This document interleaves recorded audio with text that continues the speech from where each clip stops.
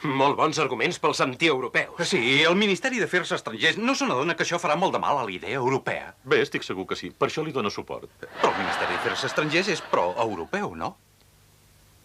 Sí i no. Si em perdona l'expressió. El Ministeri és pro-europeu perquè en realitat és antieuropeu. Tota l'administració pública estava unida en el seu desig d'assegurar-se que el mercat comú no tingués èxit. Per això vam entrar-hi. Però què vol dir? Senyor ministre, Bretanya té, quant a política exterior, el mateix objectiu fa almenys 500 anys. Crear una Europa desunida. Per aquesta causa hem lluitat amb els holandesos contra els espanyols, amb els alemanys contra els francesos, amb els francesos i els italians contra els alemanys i amb els francesos contra els alemanys i els italians. Dividir per vèncer. Per què hauríem de canviar ara, si ha tingut tant d'èxit? Però tot això deu ser història antiga, no? Sí, i política actual. Ens calia enderrocar-la de dalt a baix per entrar-hi.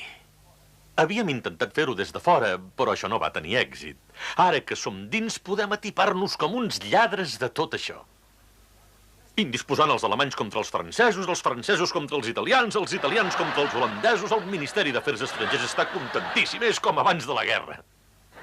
Però no ens hem declarat tots partidaris de l'ideal europeu. No s'ho cregui, senyor ministre.